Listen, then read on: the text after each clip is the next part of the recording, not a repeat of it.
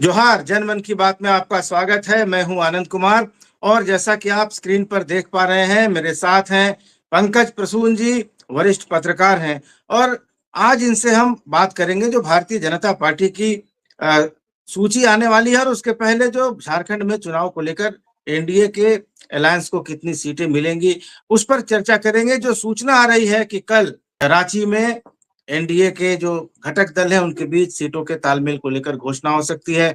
कल ही झारखंड के चुनाव प्रभारी शिवराज सिंह चौहान और हिमंता बिश्व शर्मा रांची आ रहे हैं और ऐसी सूचना है कि कल एक प्रेस कॉन्फ्रेंस हो सकती है और इसमें यह पता चल सकता है कि भारतीय जनता पार्टी झारखंड में कितनी सीटों पर चुनाव लड़ेगी, आजसू पार्टी कितनी सीटों पर लड़ेगी और जनता दल यूनाइटेड को कितनी सीटें दी गई हैं। पंकज प्रसून जी से जानते हैं क्या जानकारी है उनके पास। जी आनंद जी, आपने बिल्कुल सही कहा। कल हेमंता बिश्व शर्मा, शिवराज सिंह चौहान आ रहे हैं और जो हमें बताया गया है वो 3:30 से 4 बजे का समय बताया गया है कि वहां जी पे एक प्रेस कॉन्फ्रेंस होनी है।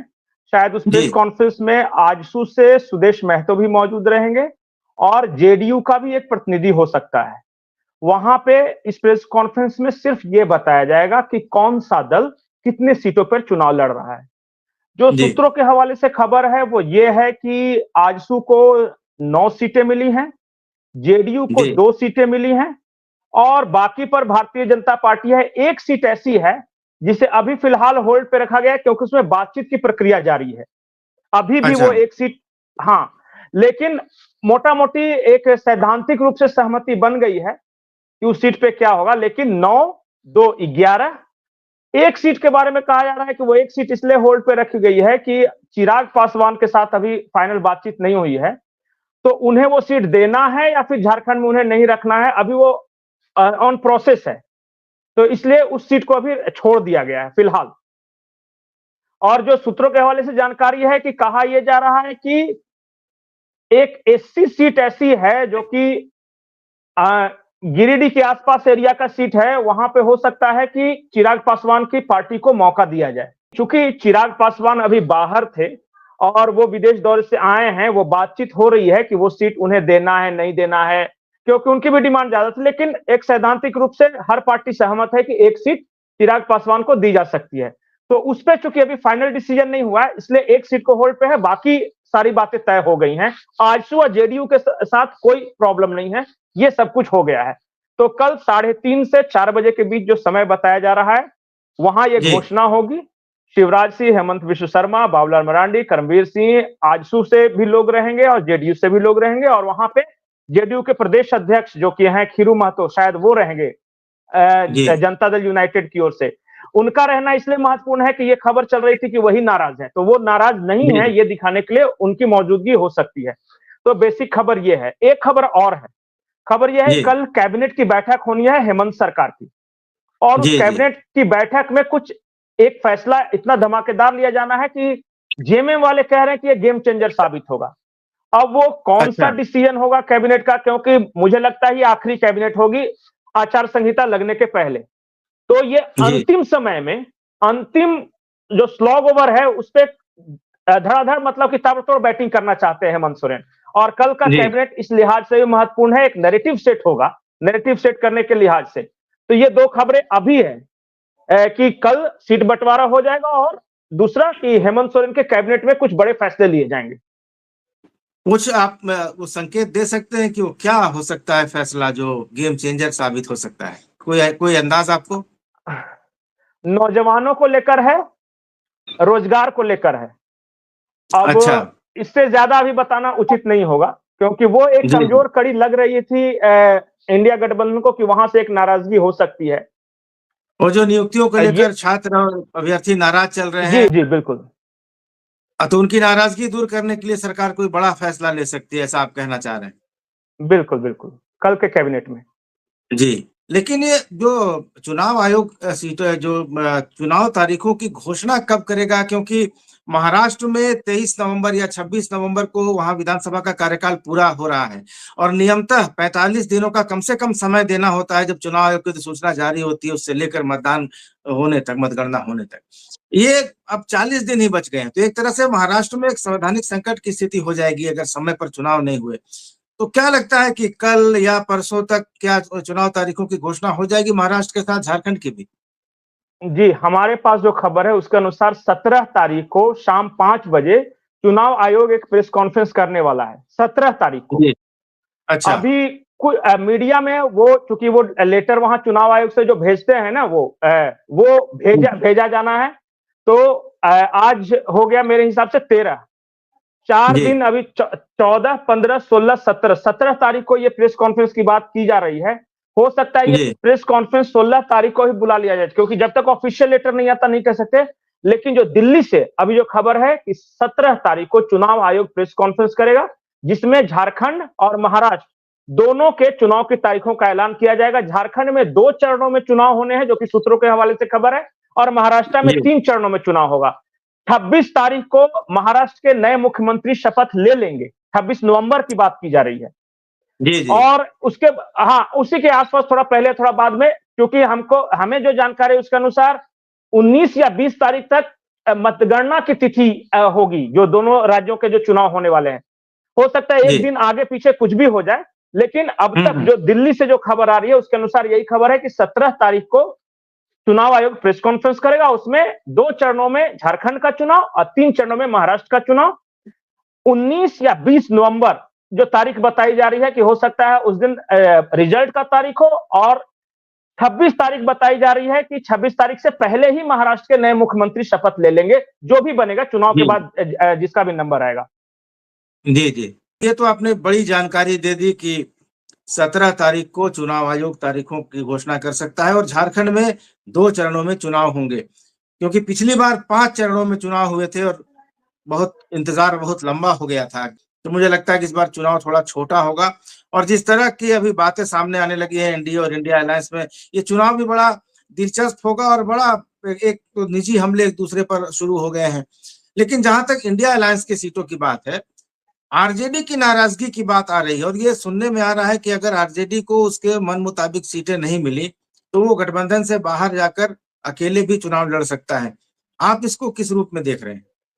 झारखंड राष्ट्रीय जनता दल के कुछ नेता पटना में तेजस्वी यादव से मिलने गए थे, जी। और उन्होंने अपनी ओर से एक सूची सौंपी है कि जहां हमें चुनाव लड़ना चाहिए, जहां हमारा जनाधार रहा है। तो तेजस्वी जी। यादव ने इनसे कहा कि जनाधार रहा है, हम लड़ते रहे, इस बार कितनी सीटें आप जीतने की स्थिति में है, साफ-साफ बता दीजिए। तो 7 से जी। 8 सीटें जीतने की स्थिति वाली बताई है, जो झारखंड राष्ट्रीय जनता दल ने, कि यहां पे हम जीत जाएंगे। उसमें गोड्डा जी। की सीट एक है, एक देवघर की सीट है, एक छतरपुर की सीट बताई गई है, पलामू बताई गई है, विश्रामपुर बताई गई है, कोडरमा की सीट बताई गई है। ये सब हम जीतने की स्थिति में है। ये हाँ, 8 मुझे सीटों का लगता है लिस्ट दिया हुसैनाबाद गया है।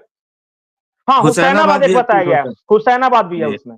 तो ये जो 8-9 सीटों की जो सूची सौंपी गई है तेजस्वी यादव से कि यहाँ पे हम जीत जाएंगे अगर हमारे कैंडिडेट रहे तो। उसके बाद जी। तेजस्वी यादव ने कहा कि ठीक है, जब सीट शेयरिंग की बात होगी तो हम इस 8-9 सीटों को लेकर जो भी हमारे सहयोगी हैं, चाहे हेमंत सोरेन हो, कांग्रेस के जो भी हों, उनके साथ बातचीत करेंगे। निश्चिंत रहिए, राष्ट्रीय जनता दल के साथ झारखंड में अन्याय नहीं होगा। ये बात तेजस्वी यादव ने भरोसा दिलाया है यहाँ से जो प्रतिनिधि उनसे मिलने गए थे। एक जी। राष्ट्रीय जनता दल से कुछ लोग जो हैं वो अभी दिल्ली में भी मौजूद हैं, और दिल्ली में मनोज झा के साथ भी उन्होंने यही बात की है, क्योंकि हमारे पास जो सूचना है, दिल्ली में जो जी। राष्ट्रीय जनता दल की जो बात होगी यूपीए के या फिर जो इंडिया गठबंधन के सहयोग के साथ, मनोज झा शायद बात करें, और झारखंड के भी अच्छा। जो प्रदेश अध्यक्ष माफ कीजिएगा, जो राष्ट्रीय जनता दल के जो प्रदेश अध्यक्ष हैं वो हो सकते हैं। तो इसलिए मनोज झा के पास भी गए हैं ये। अच्छा, कांग्रेस की तरफ से क्या बात हो रही है? हेमंत सोरेन अभी गए थे और कांग्रेस अध्यक्ष से मिले, राहुल गांधी से मिले। यहाँ भी हो रहा है कि कांग्रेस ज़्यादा सीटें माँग रही है, हेमंत सोरेन ज़्यादा सीटें देने के लिए तैयार नहीं है। तो आपको क्या लग रहा है कि ये क्या कांग्रेस कम सीटों पर मान जाएगी या फिर यहाँ भी कुछ खेल होगा?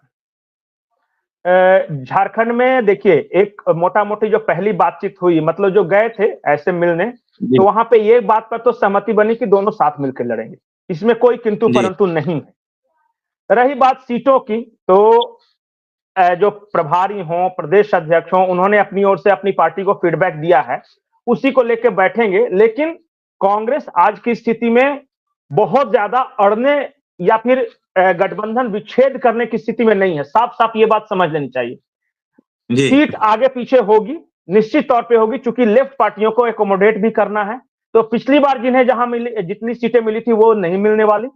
तो जब जी लेफ्ट पार्टी एकोमोडेट होंगे तो जाहिर तौर पे जो बचेंगे उनकी सीटें कम होगी। तो झारखंड मुक्ति मोर्चा का कहना है कि स्ट्राइक रेट से, पिछली बार किसकी कितनी स्ट्राइक रेट है, एक वो क्राइटेरिया रखा जाए। एक क्राइटेरिया रखा जी जाए कि कौन फर्स्ट पे आता, जो देखिए जितनी सीटें जीत चुके हैं, जहां जहां जो जीती हुई है उस पर कोई विवाद नहीं है। ये अपनी जी अपनी जी जीते सीटें सबको मिलेगी। जैसे राष्ट्रीय जनता दल को 17 मिल जाएगी, या फिर जो जी 17 सीटें हैं कांग्रेस को वो मिल जाएगी, और झारखंड मुक्ति मोर्चा को 30 सीटों पे कोई इशू नहीं है। वैसी जी सीटें जहां ये हार गए थे उसे लेकर बातचीत होनी है। तो उसे जी लेकर एक बिल्कुल ये देखा जाएगा कि दूसरे नंबर पे कौन था। दूसरे नंबर पे फिर मार्जिन भी देखना है। ऐसा नहीं कि दूसरे नंबर जी पे आप 40,000 से हार गए हैं तो फिर उस पे जी भी अड़े हुए हैं, वैसा नहीं होगा। अगर आप क्लोज मार्जिन में हैं तब तो आपको मिल जाएगी। कुछ जी एक्सचेंज हो सकती है, 7 से 9 सीटें ऐसी बताई जा रही है जो झारखंड मुक्ति मोर्चा और कांग्रेस आपस में एक्सचेंज करेंगे, कि जी जहां पिछली बार कांग्रेस लड़ी थी वहां झारखंड मुक्ति मोर्चा लड़ेगी, जहां झारखंड मुक्ति मोर्चा लड़ी थी वहां कांग्रेस लड़ेगी। जैसे उसमें एक मांडू की सीट बताई जा रही है कि जी जी वहां हो सकता है कि जेपी पटेल, देखिए जेपी पटेल के साथ अजीब दुविधा है, वो कांग्रेस में शामिल तो हो गए, हम्म। लेकिन ट्रेडिशनली इंडिया की वो सीट जो थी इंडिया गठबंधन की, वो झामुमो के पास है। अब उस सीट को लेकर बातचीत होनी है। कुछ जैसे अब जेवीएम को मिला था प्रदीप यादव वाली सीट पिछली बार, इस बार वो सीट किससे मिले, कांग्रेस को मिल रही है। तो जब कांग्रेस को वो सीट मिल रही है तो कांग्रेस उसके बदले में झारखंड मुक्ति मोर्चा को कौन दे रहा है, कौन सी सीट दे रहा है, ये सारी बातें होनी है। मुझे जहां जी तक जानकारी है वो जगन्नाथपुर की सीट है, जहां से मधु कोड़ा की पत्नी गीता कोड़ा इस पर चुनाव लड़ रही है एनडीए की तरफ से, स्पष्ट है। जी उस सीट को लेकर जी झारखंड मुक्ति मोर्चा और कांग्रेस में जीत है, क्योंकि झारखंड मुक्ति मोर्चा चाहता है कि मंगल सिंह बोबोई कोई है वहां पे नेता, बोबोंगा, बताऊंगा। वो झारखंड मुक्ति मोर्चा से लड़ना चाहते हैं। झारखंड मुक्ति मोर्चा वो सीट चाहती है, लेकिन कांग्रेस का कहना है कि नहीं, वो हमारी जीती हुई सीट है, तो जो जी सिंकू हैं उनको ये सीट मिलनी चाहिए। तो कुछ सीटें ऐसी है, मैंने एक दो उदाहरण ऐसे बताया, मांडू की सीट हो गई, प्रदीप यादव वाली सीट हो गई, वो है। उसके बाद जमशेदपुर की सीट हो गई, जमशेदपुर की दोनों जो सीटें हैं ईस्ट और वेस्ट वो कांग्रेस लड़ेगी, इस बात पे मोटा जी मोटी समझ।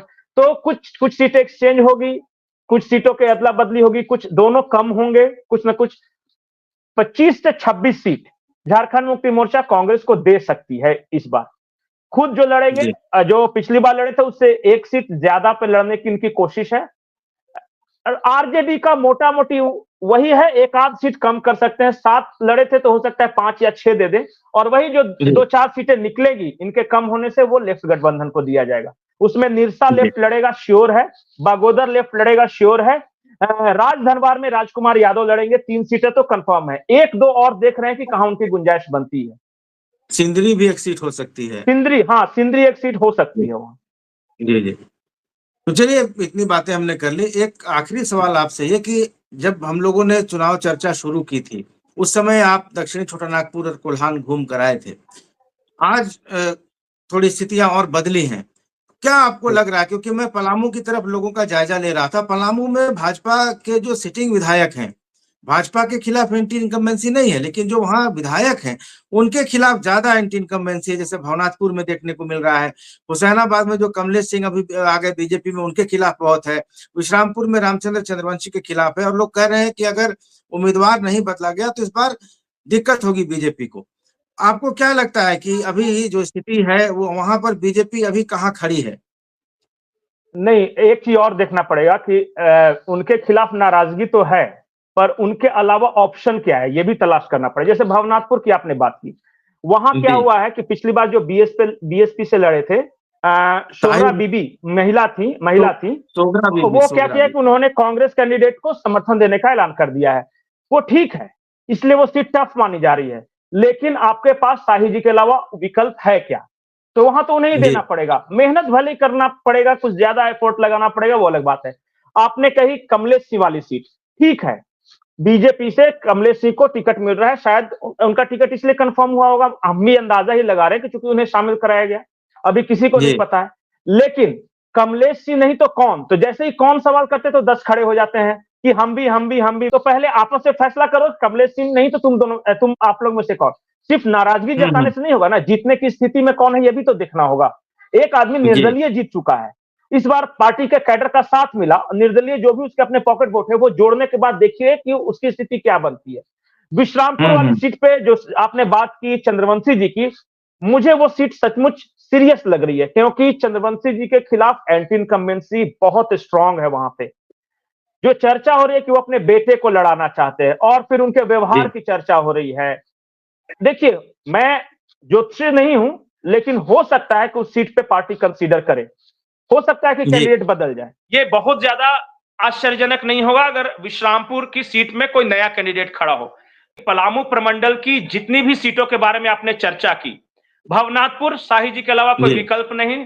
हुसैनाबाद कमलेश जी का लगभग लड़ना मैं तय मान रहा हूं। डाल्टनगंज में प्रत्याशी तय है कि कौन लड़ने वाला है, वहां कोई कंफ्यूजन नहीं है। गढ़वा में कोई कंफ्यूजन नहीं है। सिर्फ विश्रामपुर की सीट जिसके बारे में आपने चर्चा की, मुझे लग रहा है कि स्ट्रांग एंटी इनकम्बेंसी है और पार्टी ने वहां कई सर्वे कराए हैं। हो सकता है कि उनकी इच्छा हो अपने बेटे की लड़ाने की, लेकिन वो इच्छा पार्टी की भी इच्छा है या नहीं है, ये हमें देखना होगा। मुझे आश्चर्य नहीं होगा अगर विश्रामपुर सीट पे कोई नया कैंडिडेट बदले। बाकी तो पलामू प्रमंडल की सीटों पे मोटा मोटी मुझे नहीं लगता है कोई कंफ्यूजन है। हाँ, कार्यकर्ताओं की नाराजगी हो सकती है और होती भी है। कोई विधायक बन गया, 5 साल तक रहा, काम नहीं किया।